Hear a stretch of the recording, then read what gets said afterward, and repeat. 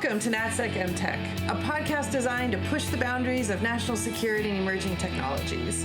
If you are curious, or even a little concerned about how edge technologies are impacting our security interests and where the law stands in the equation, then you are exactly where you need to be. I am your host, Laura Donahue, Professor of Law at Georgetown and the Director of the Center for National Security. Join me here as we explore the world of AI, VR, space, cryptocurrencies, biomanipulation, and more, all with the goal of building a safer, smarter, and stronger future. Let's dive in. Hello, and welcome to NatSec MTech, a podcast meant to push the conversation forward in the national security space. I'm Laura Donahue, Director of the Center on National Security at Georgetown and the Scott K. Ginsburg Professor of National Security and the Law at Georgetown. With me today is Tom McSorley, who serves as General Counsel of the NATO Defence Innovation Accelerator for the North Atlantic, known as DIANA, which is a new innovation-focused NATO body based at the organization's headquarters in London. Prior to DIANA, he served in corporate counsel roles at SpaceX and Rebellion Defense, and as a senior associate at Arnold & Porter K. Scholler LLP in the firm's national security and government contract practice. Tom, welcome to the show. Thank you. I'm very excited to be here and back to my current role at NATO. I haven't been part of any discussion at any official level personally, and I'm very excited about the possibilities of what access to space can mean. Well, let's just kick it off straight away with a discussion about space law. And I think one of the elephants in the room, so to speak, is really the democratization and the commercialization of space. And certainly all international law regarding space has to do with great states. But in fact, this is really increasingly becoming a commercial space. Can you talk a little bit about that shift, what the implications are of that? Sure. So I've recently joined DIANA, and we're standing up this new body for NATO. And the reason NATO created DIANA was because of a recognition by the allies that technology, emerging and disruptive technologies in particular, are increasingly situated in the, 70 years ago during the space race in the Cold War. All of the development of space-enabling technologies was really top-down. It was governments, primarily, obviously, the United States and the Soviet Union, looking at the capabilities needed to reach space and then flowing down through, a set of industrial partners, defense contractors, government labs, the research and development dollars, and then ultimately the production dollars needed to develop these capabilities.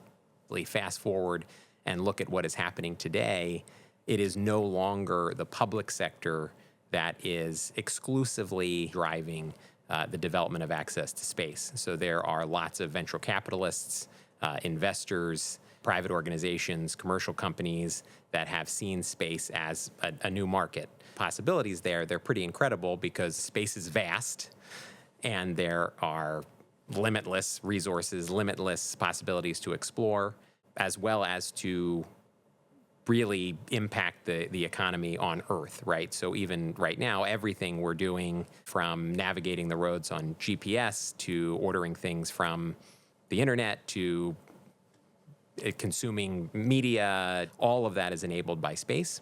And that's only going to continue to increase. And so the bottom line is that the alliance, defense organizations, governments have realized that to continue accessing space, you need to look commercially and really no longer think that you're going to be able to invest through traditional kind of public sector R&D and production industrial partners to really get all of the capabilities you need in space. Are U.S. laws sufficient for the commercialization of space? What are we missing in terms of domestic law to support and inculcate this industry into both advanced U.S. national security as well as, frankly, scientific advancement? I think mostly will tell you that the current structure of U.S. domestic law as no longer aligns with the realities of space being a place with lots of commercial actors, private actors, the potential for a lot more commercialization. The main issue is the way the regulatory structures have developed, as well as the fact that we're still, in many cases, relying on very old domestic laws to regulate space, including, the Communications Act, was 1934. Yes. I mean, actually, I think people by then were imagining going to space, but certainly not imagining, private space hotels being a reality. we now need to really pull back and look collectively at what are all the regulations that govern space. And I guess the bottom line is that in many cases, space is kind of an ancillary follow-on from existing authorities. So, for example, when you look at communications, is that the FCC has responsibility to license communications common carriers, providers. They've over time have developed the need to license communications satellites for purposes of regulating spectrum.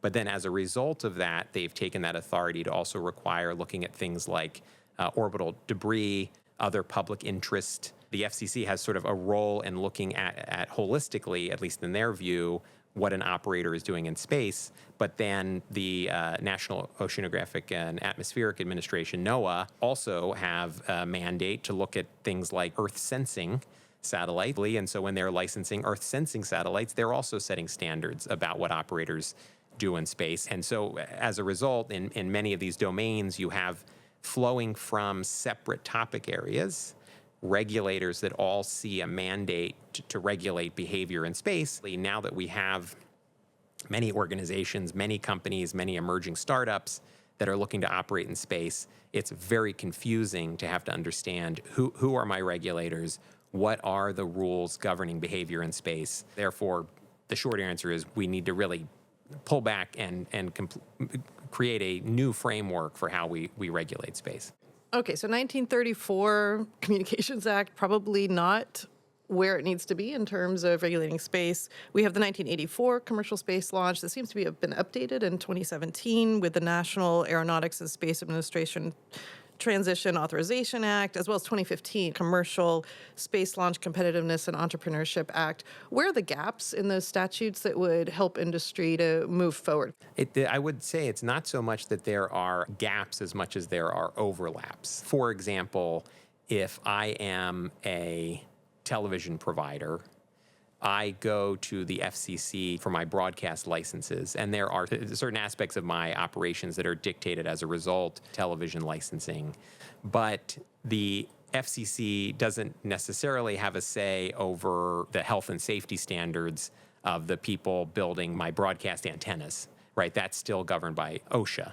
And so the issue is the organic nature in which these authorities have developed different pieces of the space ecosystem over time. There's actually too much overlap. And so what you really need is be something like a separate agency that absorbs the mandate to think about the basic behaviors around space. So in other words, things like the orbital environment, orbital pollution, orbital debris, the rules of the road when you're operating a satellite, who you need to coordinate with on a public and private level when it comes to space launch, what are the safety requirements. And there are elements of this that may still be governed by other agencies like the FAA, for example.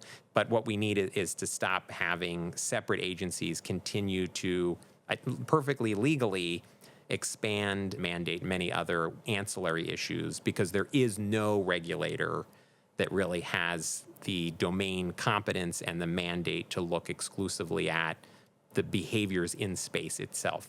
Okay, so we have NOAA, which is dealing with sensor technologies, weather patterns. We have the FCC, which is the spectrum and satellites, but then also the FAA, which deals with commercial space transportation, the State Department, which has to report to the United Nations certain matters. And then in addition, we have all the DoD entities, so the National Geospatial Intelligence Agency, we have DIA, NRO, and NASA as well. So all of them have a piece of space. How would you envision a new entity doing space regulation interacting with the national security institutional actors in space? You know, DoD has a unique role. The DoD entities you mentioned are really, they have a specific mission and mandate. DoD is not a regulator. And so really what I'm talking about, the regulatory environment.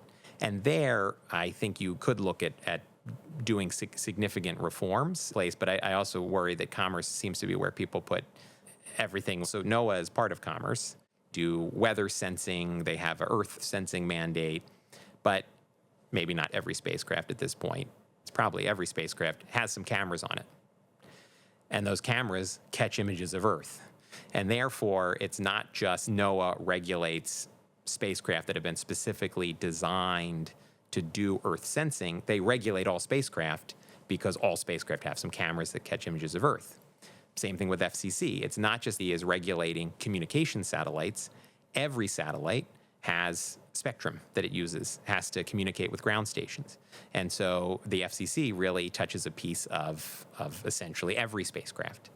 And so when you look at it through that lens, there really can be some simplification where, again, you'd have a space agency, maybe a new agency. I mean, eventually, if we're talking about space becoming the trillions of dollars market that it could be, and you actually have people in space on the moon, eventually, SpaceX is very serious about this, putting people on Mars, people mining asteroids.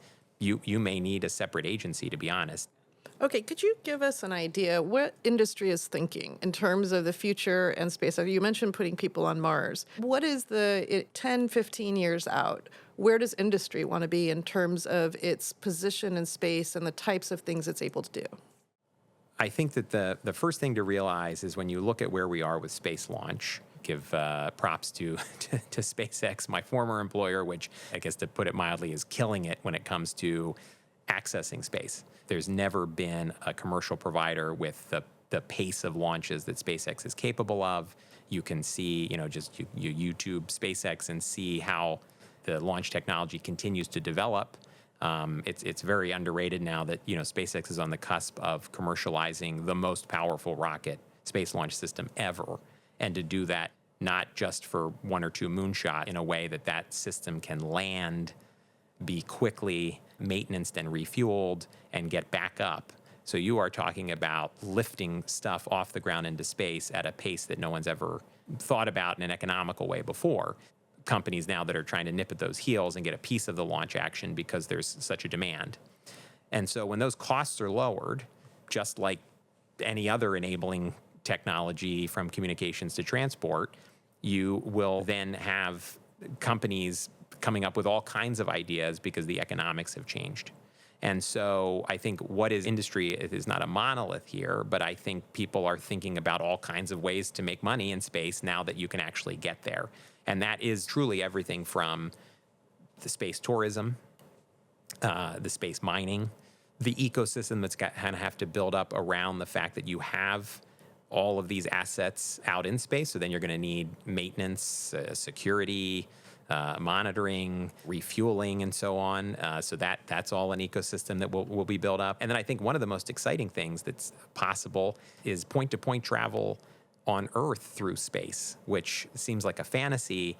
But if you think about how the horse to the automobile to the airplane has changed the way we think about our place in the world, if you're able to go from New York to Tokyo in 30 minutes, that completely changes possibilities about how we order, the way we interact with each other. So there are lots of possibilities. Amazon.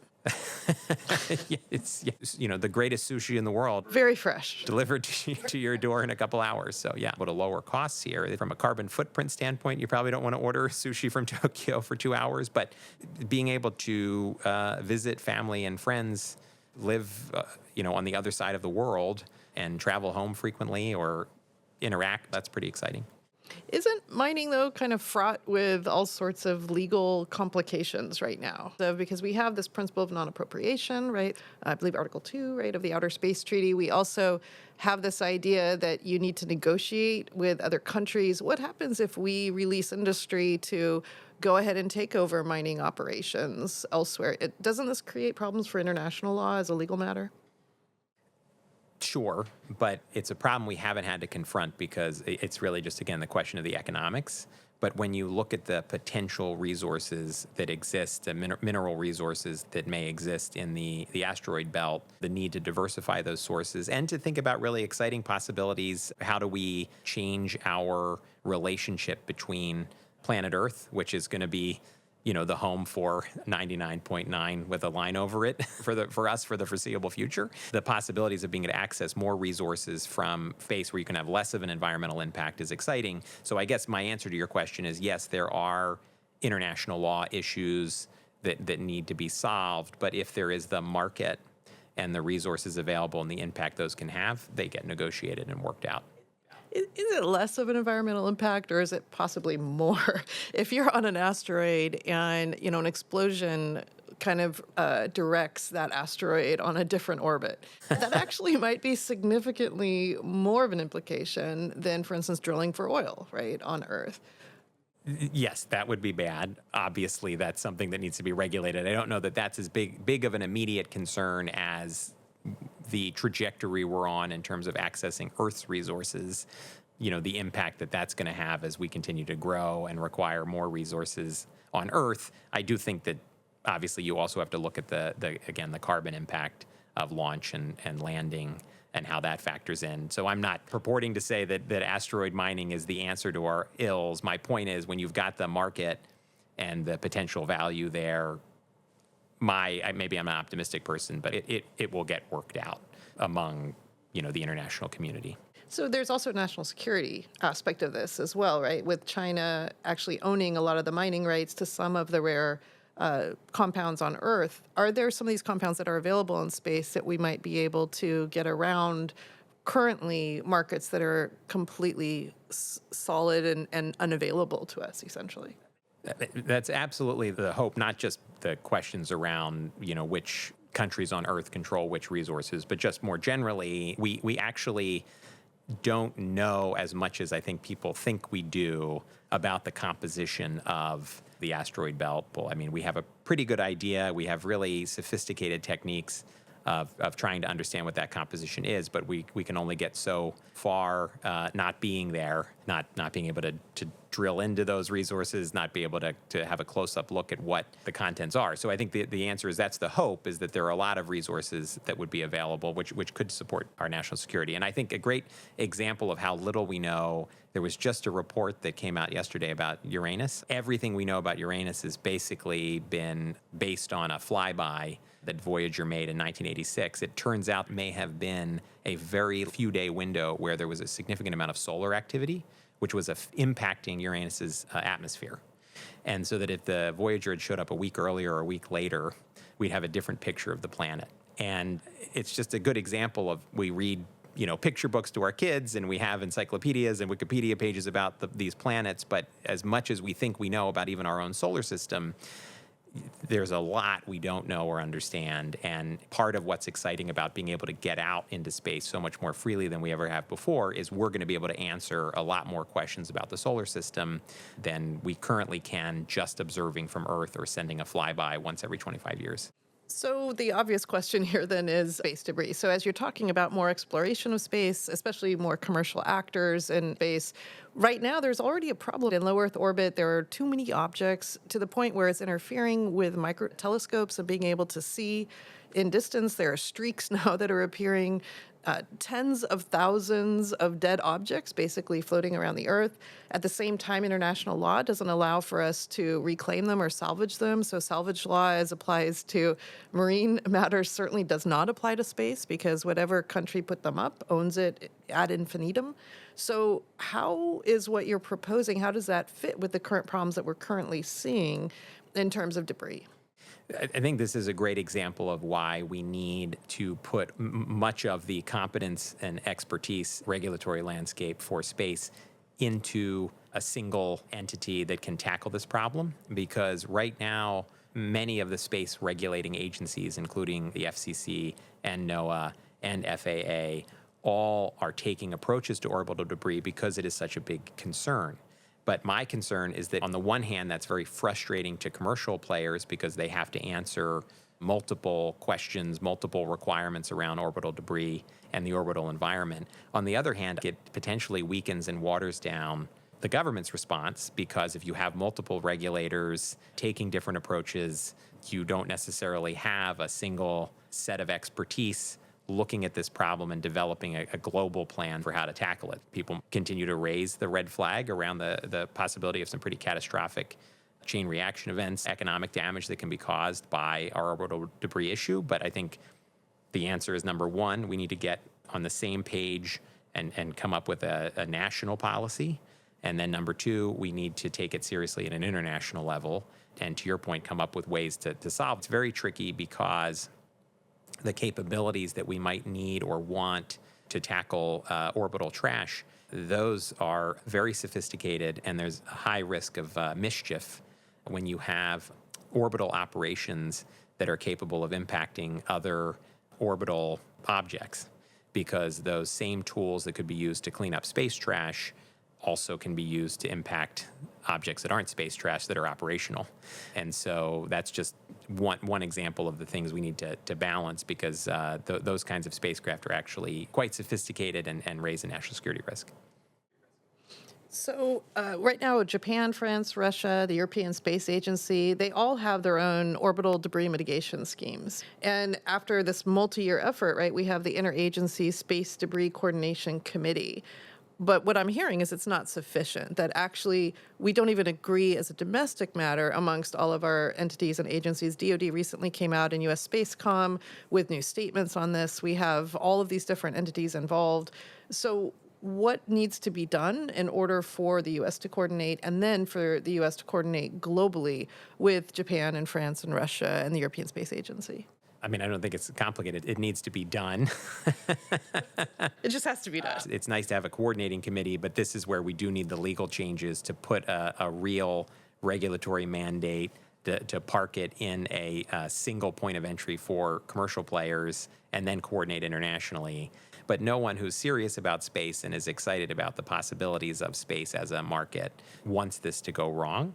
From what I hear from industry, they're very confused around who are the right people to talk to, what are the standards. The coordinating needs to be more coordinated, but I think it may be there needs to be some higher level legal changes around who really has the mandate to do this, to hire the right expertise, to centralize that, and also the mandate to coordinate internationally.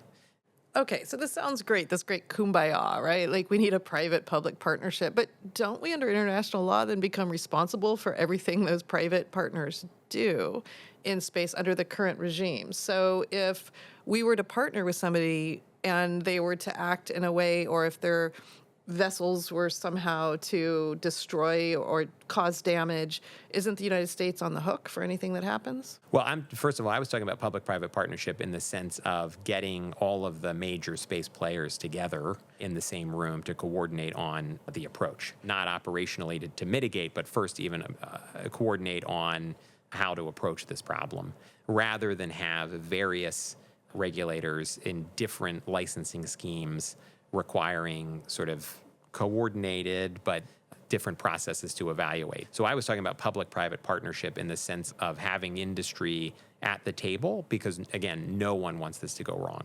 Can we pause on that for just a sec? Because what you're proposing is a treaty regime where state actors are not the only signatories to the negotiation and the development of what those rules are going to be. I'm talking about at the domestic level first, and I think that this is pretty common to have, the major players in an industry and minor players, to have inputs and comments available. To go back to the beginning of our discussion, the fact that now you have commercial players which are not just sort of operating in the environment, but they are creating the environment. The traditional sort of, okay, we put out a proposal, you give us some comments, we incorporate those, and that's the end of the story. I think that there can be more coordination with industry at a national level. That would be government to government coordinating internationally, because your point is very valid, which is under the Outer Space Treaty and the way space law works. Okay, so vis-a-vis the United States government and then vis-a-vis other governments, so China, India, the UK, the European Space Agency, there are a lot of actors in this space. Are we ahead or behind? So is U.S. space industry ahead of the U.S. government? Is U.S. space industry ahead of or behind what's happening elsewhere? The U.S. is ahead because of SpaceX. There's no one else in the world that, number one, has the current capability for the pace that SpaceX is hitting on launch, and then also the LEO Starlink capability that SpaceX has, the continued technological advancement that you see coming out of SpaceX. I think that really the question mark there is China, because China is looking at space capabilities very aggressively. China is on march to land on the moon, and so that would be, in terms of a global competition, it's really a question of the United States and China right now. Okay, so SpaceX is outperforming the United States government in terms of technology and exploration of space itself. What is the culture like at SpaceX that allows it to do that? Yeah, so from my observations, and this really gets, where Diana is looking to change the culture more broadly, there is number one, a belief that everything is possible. Number two, structurally, SpaceX wants to do business with the government, commercial basis. I think there's nothing, this is just public record. You look at the way SpaceX views its business model, it is not a traditional time and materials type contractor. SpaceX wants to deliver launch services, wants to deliver communications capabilities on a commercial basis, on a volume basis. Most importantly, everyone at SpaceX, at least that I've ever come across, believes that the company is going to do everything it sets out to do. From, you saw recently catching the world's most powerful launch vehicle ever back in the launch structure. That was crazy to watch, that they're able to do that they can launch it and then it comes back to the same place and they just catch it for use on the next run. Like, that was just a level that we haven't seen out of the U.S. government, or any government for that matter. I'll give you an example of how SpaceX has managed to accomplish what it accomplishes. And it's a story they tell on the public tour. But, without going into any detail, but when it was first operating, there was a major component of the rocket that they needed. Initially, the company went out to a supplier that was essentially a sole source supplier in the United States. It was the only company that made this particular pretty significant component. And that's basically where all the kind of launch vehicle companies went to get this component. And basically the supplier came back and said, okay, yes, we'll deliver it in 18 months. Again, SpaceX's timelines, SpaceX operates in weeks, not months, sometimes days. And so the company went, thank you very much, and they built their own tooling and they built the component themselves. In how much time? Much, much more quickly. Figured out how to do it better, more efficiently. If you look at everything SpaceX is doing, it's all about efficiency, reusability, not only reusability in terms of the rocket itself, being able to launch and relaunch, but within the various stages of the rocket, within the various components, a lot of the components are reused. In other words, you don't need a different component on this area of the rocket than that area of the rocket if the same component can perform the same function, so fewer parts. And not to pick on anyone, but I remember being at a big space conference. This was probably about 10 years ago, and NASA was talking about its new launch system at the time. And one of the things that was sort of up on the poster being highlighted was how many different components there were.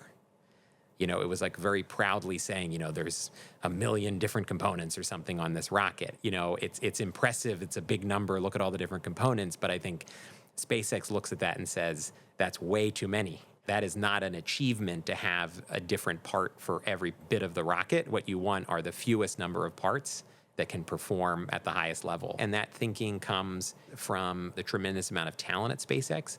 It also comes from the kind of culture that is not a culture, again, based on rigid requirements, based on a kind of time and materials type contracting. It's a culture saying the more efficient we can be when you sell on a commercial basis, the more revenue you generate. Because the more efficient you are, then the better your margin.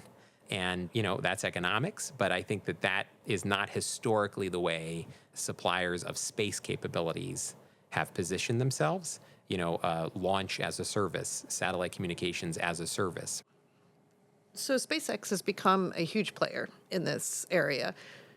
How do we think about that in terms of the real vulnerabilities that are created in traditional national security areas? So, for instance, Ukraine, what recently happened in terms of Starlink, Russia and Ukraine, how do we think about commercial entities and their interaction with kinetic conflicts in ways that really create vulnerabilities, not just for the United States, but frankly for the international legal regime? If Russia decides to pull out of the Outer Space Treaty, they're out. That treaty falls. And if that falls because of Starlink's role in Russia, how do we think about these entities in that context?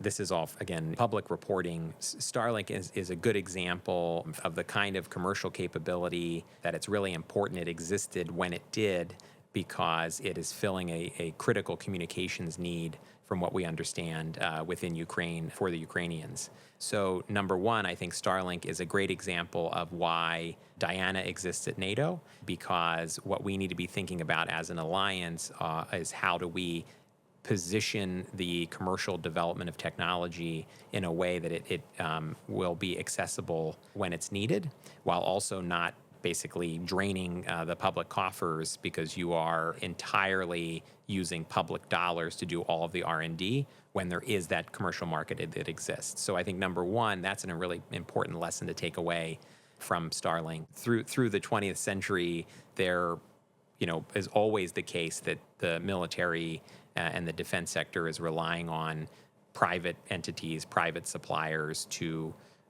support capabilities. So there are differences operationally that you can look at, but overall, this is really about the relationship between the public sector and the industrial base. And I think, from what we read, there's a very strong relationship between DoD and obviously, if you look at the contracting, SpaceX, and it's a new flavor of a traditional problem, which is how you both work with private entities when it comes to military capabilities, but also make sure you're distinguishing the private entities from the military actors for many important reasons, including distinguishing who was a participant in a conflict and who was not.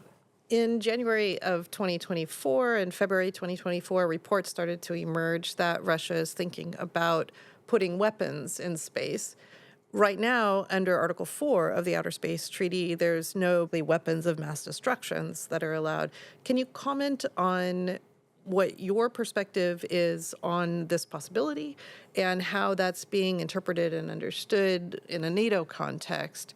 Access to space can mean in terms of what the next part of the century can look like, from us visiting the moon on vacation, who knows, obtaining new minerals from the asteroid belt we didn't even know existed.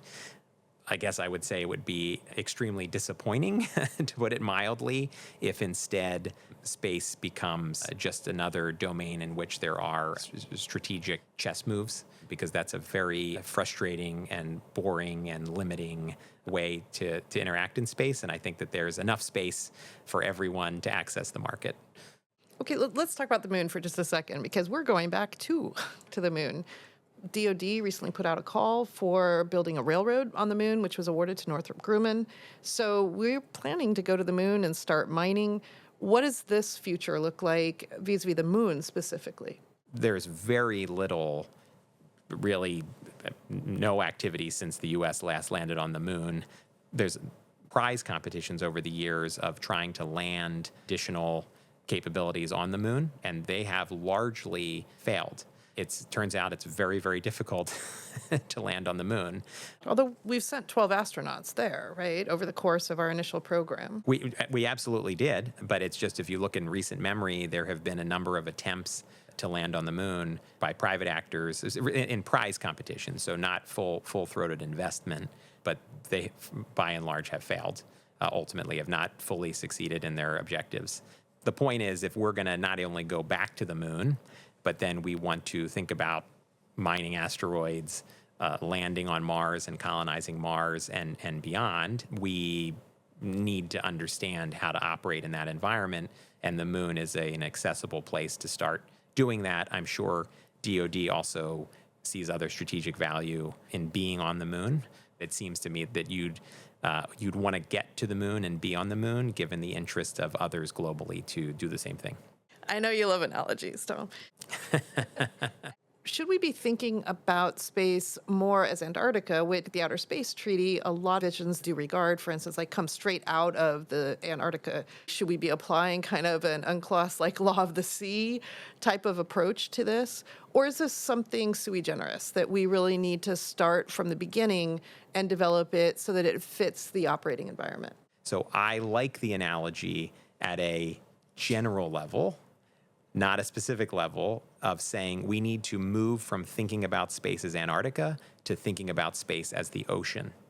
Now, I'm sure that this analogy may start to break down if you look line by line, number one, at the state of Antarctica versus the state of the Outer Space Treaty, and number two, if you start speaking specifically about what the law of the sea means. But when I say it, what I mean is the following.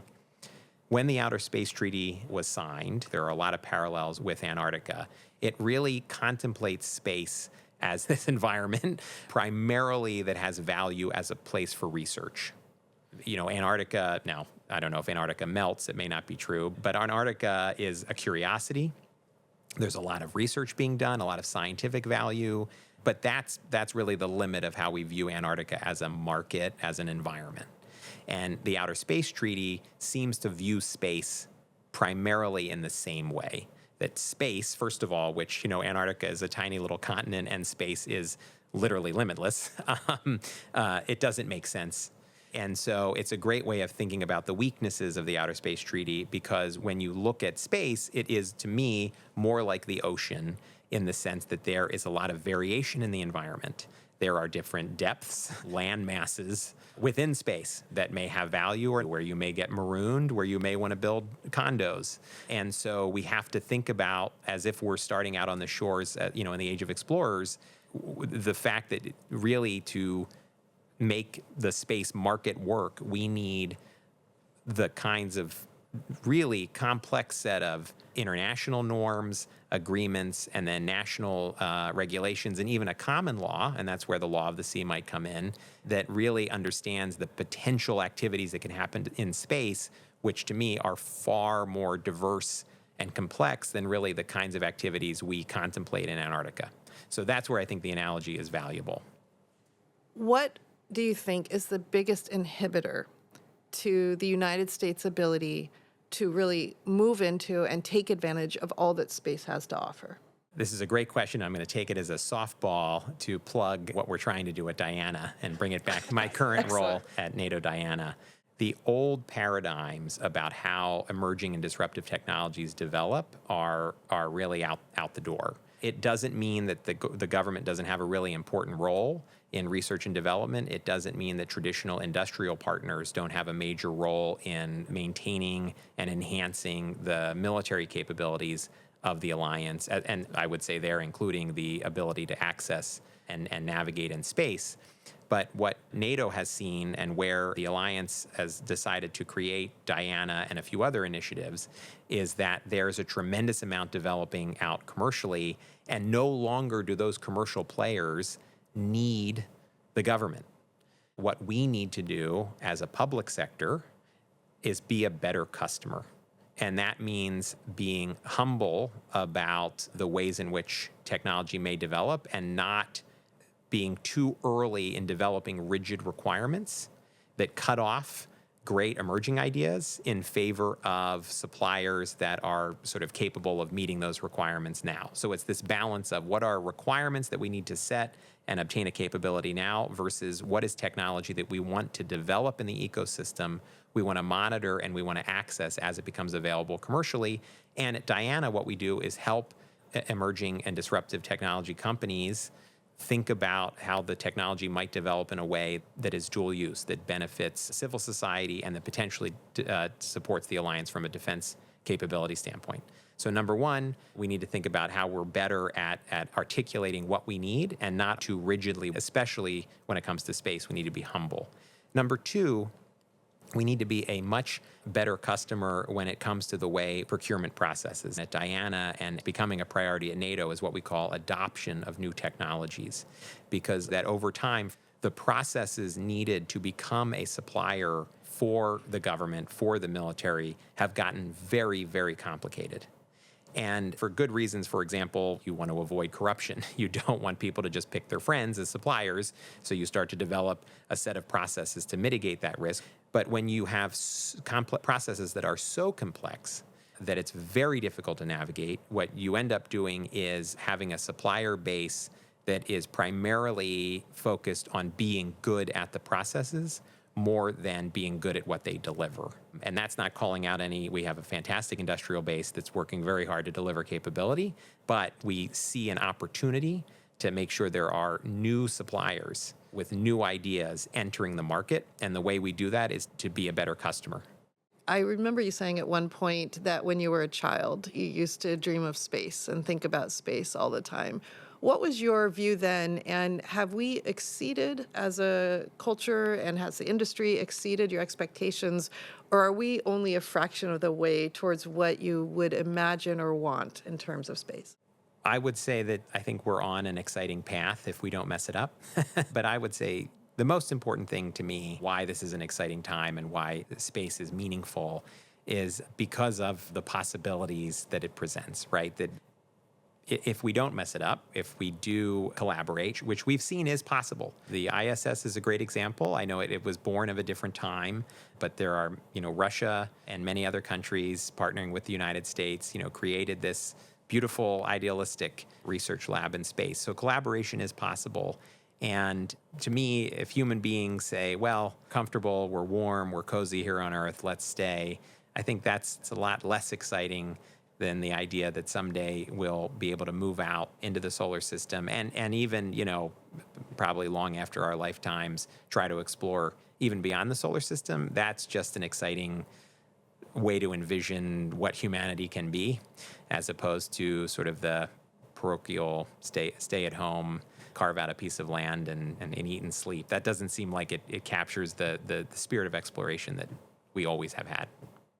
Great. So this has been an incredibly fruitful and interesting, fascinating discussion, from asteroid mining and space condos to the creation of a U.S. space agency, potentially the creation of universal common law. And of course, now you're underscoring the importance of public sector humility, as well as really a shift to a startup culture, the importance of that for taking advantage of space. Tom, thank you so much for being here with us today and helping to move the conversation forward in regarding to space. Thank you. It was a lot of fun. Thanks. Thanks. Thank you for listening to NatSec MTech. If you enjoyed today's episode, please subscribe to our channel and invite anyone who would like to join us. I will see you in the next episode. Until then, stay curious, stay informed, and keep asking the big questions.